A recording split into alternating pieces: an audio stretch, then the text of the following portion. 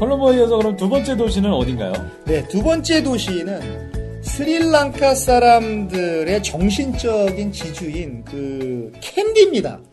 캔디요? 네. 도시 이름이 캔디예요? 예, 도시 이름이 캔디입니다. 초콜릿도 있어요? 네, 캔디, 초콜릿은 없고 캔디가 있습니다. 그 만화, 네. 그 캔디도 있죠. 어떤 그 애니메이션이 생각나는 듯한 네. 어떤 캔디, 정말 귀여운 이름의 그런 그 도시가 되겠습니다. 그 콜롬보에서 북동쪽으로 그 116km 정도 떨어졌으니까 서울에서 어디까지 천안 정도인가요? 어디까지가 116km로 보면 되나요? 네. 네. 그런데 이 116km를 가는데 5시간을 갔습니다. 우리나라 아이고. 같으면 뭐 1시간 뭐 20분이면 갈도 이런 거리를 뭐 5시간을 갔고요. 허리가 아플 정도로 이렇게 앉아서 갔고요. 기차는요, 그럼? 기차가 있는데 뭐 아시다시피 기차는 힘듭니다. 외국인이 표 사야 되고 뭐 또 에어컨 안 나오고 뭐 이러니까 그냥 택시로 갈 수밖에 없는데 아, 그래도 라오스에는 아예 철도도 없었잖아요. 그것보단 낫습니다. 그거보단 낫네. 라오스보다는 낫고요. 네. 스리랑카 제2도시임에도 불구하고 인구가 뭐 11만 명밖에 안 되고요. 근데 저는 이 도시가 너무 힘들 것 같아서 그 택시를 탔습니다. 116km를 꽤 나왔겠는데요. 예. 근데 그 미터 택시로 간 게 아니라 그 기사를 계약을 해서 하루당 얼마 일당을 지불을 하고 이렇게 그 택시를 타고 갔는데 제가 묵었던 호텔의 사장님한테 지금 내 일정이 이렇다. 내 일정이 이러니까 어떻게 했으면 좋겠느냐고 이렇게 말을 했더니 뭐 자기네 말로 샬라샬라 하더니 전화 통화하고 뭐 인터넷 찍고 하더니 1시간 만에 그 택시 기사, 고용된 기사죠. 어떻게 보면 쇼퍼의 개념인데 택시가 이렇게 미터 택시의 기사가 아니라 쇼퍼의 개념인데요. 그 저하고 3일 동안 저를 이렇게 통역도 해주고 이렇게 안내도 조금 해주고 하는 그런 택시 기사를 구해줬습니다. 아, 3일 내내 아예 무제한으로 타고 다니신 거예요? 그렇습니다. 이거 비용 많이 들었겠는데요? 네, 그 비용인데 뭐 하루당 60불을 줬습니다. 그래서 와. 3일이니까 180불을 줬으니까 거의 월급이네. 네, 한국 사람들한테는 뭐 나쁘지 않았지만 어떻게 보면 와. 그 스리랑카 사람들한테는 제가 조금 전에 말씀드렸듯이 한 달 월급이 15만 원인데 지금 뭐 3일 동안 180불을 줬으니까요. 그 스리랑카 분들한테는 그게 나쁜 게 아니었고 근데 참 어떻게 말씀드려야 될까요? 이 180불이 과연 그 택시 기사한테 다 갔을까? 그런 의심이 좀 들었고 왜요? 도중에 그 사장님이 커미션으로 많이 띄어먹진 않았을까. 그 택시 기사의 이름이 비로샤라고 하는 그런 이름의 아주 이쁘장하게 생긴 남성 분이셨는데 네. 체구도 조그맣고 근데 이분이 너 솔직히 180불 다 받니? 나 180불 내고 요 택시를 고용한 거다 그랬더니 자기는 가격에 대해서는 모른다. 뭐 이렇게 얘기를 하길래 그 사장과 이 택시기사는 또 어떤 생태계가 어떤 지불관계가 이렇게 이루어졌는지 그건 제가 확인을 못했습니다. 아예 모를 정도면 이게 월급처럼 이게 조금씩 주나? 모르겠습니다. 그래서 저는 이 180불을 그 사장한테 줬는데 네. 호텔 사장한테 줬는데 이 180불 중에서 얼마의 돈이 제가 고용한 택시기사한테 갔는지 그거는 참 의문이 들었습니다. 이렇게 생각할 수도 있습니다. 네. 180불 준 거 알고 있냐? 네. 깎아달라고 할까봐 난 모른다. 이거 제지가 또 이렇게 사악한 면이 좀 왜 물어보지? 약간- 깎아달라 네. 그러나? 좋게 생각하는 겁니다. 네, 그럴 수도 있겠네요.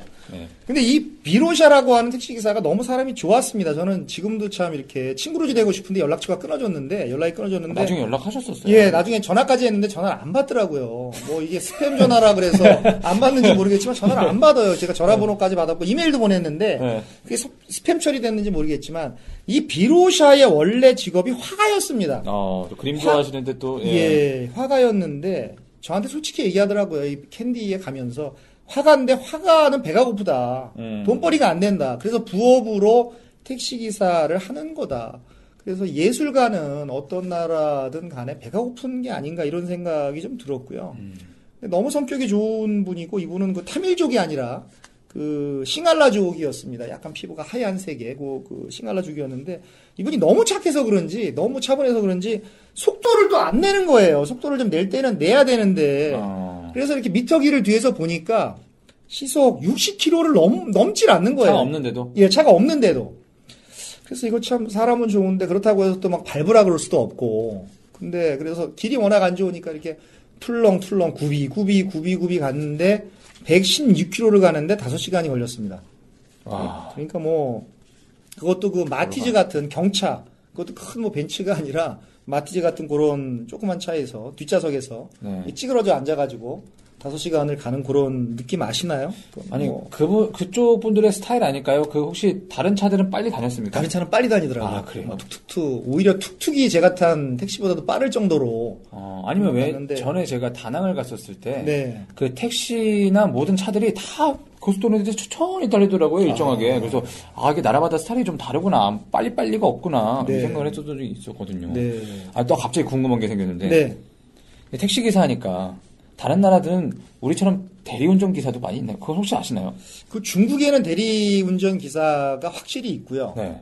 그리고 동남아에도 이 음주운전의 문제가 점점 심각해지면서 대리기사의 문화가 퍼지는 것으로 알고 있는데 그럼 스리랑카는 제가 잘 모르겠습니다. 서양에도 있을까요? 이거 갑자기 궁금하네. 네. 검색해봐야겠다. 서양에는 잘 모르시죠? 예, 그거는 제가 이번 여름에 유럽에 가서 한잔 드시고 확인을 네. 하고 오겠습니다. 알겠습니다. 그럼 네. 요 캔디 이제 도착해 보니까 어떠시던가요? 네, 캔디는 그 스리랑카 중부의 그 구룽지에 있습니다. 구룽지니까 당연히 지대가 높겠죠. 구룽지에 위치가 있고 굉장히 매력적이고요. 참고로 말씀을 드리면 요 캔디라는 말은 찬란하게 발돋움하는 도시다. 그런 뜻입니다. 이름이 멋있죠. 캔디. 뜻이 멋있죠. 캔디가? 예, 찬란하게 발돋움하는 도시다. 그런 뜻이 있고요. 그래서 내륙의 구룽지에 있기 때문에 기온이 굉장히 낮고요. 그 콜롬보보다 훨씬 낮고 또 그 쾌적했습니다. 아주 쾌적하게 전 여행을 다녔습니다. 낮다는 거 보니까 아까 그 호텔이 혹시 이쪽에 있었던 겁니까? 네, 아까 바들바들 떨었다라고 하는 호텔이 있었는데, 근데 저는 왜 그랬는지 모르겠어요. 그 세계적인 그 예약 사이트인 아고다. 한 번도 지금까지 저한테 실망을 안기지 않았던 저도 아고다에서 아고다입니다. 예약을 했는데, 아고다 팟이구나.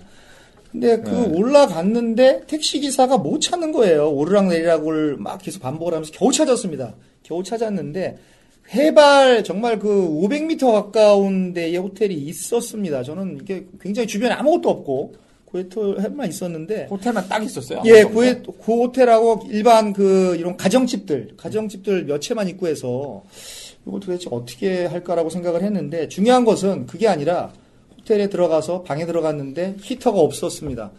근데 바람 불고 막 우풍 들어오고 막 그러니까 뭐 저는 뭐 추워서 정말 힘들었습니다. 여기 뭐 바람막이를 안 갖고 갔거든요. 아니, 근데 그럼에도 불구하고 거기 호텔에 있는 거 보면 사람들이 좀 많이 찾아가나 보긴 하는 거네요. 그렇습니다. 아니면은 뭐 아고다하고 지금은 계약이 파기돼서 리스팅이 안 된 그런 호텔이 아닐까 싶을 정도로 참 힘들었던 그런 비로샤라고 하는 제 그 동행했던 택시기사가 여기를 찾느라고 정말 고생을 했습니다. 캔디에 많은 분들이 가시는 이유는 뭘까요? 이 캔디라고 하는 도시는 어떻게 말씀을 드려야 될까요? 라오스 편에서 우리가 그 수도인 비엔티에는 그냥 지나가는 도시고 진짜 루앙프라방을 보러 간다라고 말씀을 드리지 않았겠습니까? 네. 바로 캔디가 스리랑카의 어떤 루앙프라방이 아닐까 그런 생각이 들고요. 그래서 제1의 관광 도시가 바로 이 캔디가 아닐까 싶고 그 역사적으로는 그 싱할라 왕조의 마지막 수도가 이 캔디고요. 그 1815년에 영국이 점령하기 전까지 약 500년 동안 독창적인 문화를 꽃피운 그 스리랑카인들의 어떤 진정한 정신적인 지주이기 때문에 여기 인기가 많이 있는 것 같습니다. 그럼 오래된 곳이다 보니까 또 불교 쪽이고 유적이 좀 많겠어요. 네, 유적이 너무 많습니다. 그래서 1988년도에 도시 전체가 굉장히 오래전 일이죠. 세계 문화유산으로 지정이 되었고요. 그 지난번에 말씀드린 라오스 루앙프라방과 같이 도시 전체가 세계 문화유산입니다. 그래서 그 어떤 나라든 간에 그 최고의 도시가 있고 또 최고로 중요한 도시가 있다. 저는 이렇게 생각을 합니다. 그러니까 여기는 최고의 도시는 아니지만 최고로 중요한 도시다. 스리랑카에서. 그런 도시가 바로 캔디라고 저는 생각을 합니다. 여기는 좀 크기가 어때요? 둘러보기에? 네. 도시가? 그럼에도 불구하고 도시 자체는 아주 작아서 네. 그 인구가 뭐 11만 명밖에 안 되는 작은 도시라서 걸어서도 충분히 볼 수가 있고요. 그래서 어떤 분들은 그냥 반나절만 여행을 하시고 사진 찍고 가시는 분도 있는데 저는 그냥 하루를 묵었습니다. 여기서 1박 2일 하루를 묵었고요. 이게 천천히 저는 걸어다니면서 이렇게 비로샤하고 같이 걸어다니면서 봤습니다. 작을 것 같았어요. 캔디인데 거대한 도시면 좀 안 어울리잖아요. 그렇습니다. 네, 그러면 네. 캔디이고 어디를 먼저 좀 봐야 됩니까? 자, 캔디에서는 가장 중요한 사원이 있습니다. 그 불치사라고 하는 그 사원이 있는데요. 절이죠. 예. 이 불이 바로 부처님을 말하는 그 불이고, 네. 그리고 치가 바로 그 이빨, 치아를 의미하는 이빨, 불치사. 그러니까 뭐가 되겠습니까? 부처님의 치아, 부처님의 이빨이 되겠죠. 저는 지금 불치사니까 자꾸 그 불치병이 자꾸 생각나는데 그런 쪽인가 그런 쪽만 생각하고 있었어요. 네. 제이지 역시 제이지랍습니다. 예. 예. 불치병이 아니라 네. 예, 그 불치사, 그 부처님 자꾸 예수님이라고 제가 튀어나올 뻔했어요. 예수님이 아니고. 그러니까 불치병을 다 낫게 해주는 그런 곳인가 있죠. 네. 예. 그 이 부처님의 이빨이 있는 그런 절인데 캔디 최고의 볼거리입니다. 그 부처님의 그 치아살이, 치아가 보존된 그런 안치된 그런 사원이고요. 아니 또 캔디에 있으니까 또 치아라고 하니까 혹시 네. 조금 썩은인가 그 생각도 해요.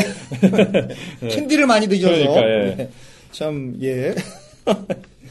그래서 현지인들은 그 스리 달라다 말리가와라고 부르는데 그냥 뭐 한국 분들은 그냥 불치사 이렇게 부르고요.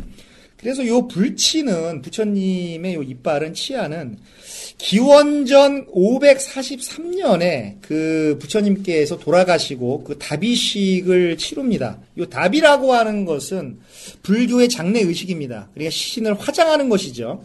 그래서 다비 의식을 치른 후에 그 부처님의 이빨을 그 치아를 그 수습을 하게 된 것이죠.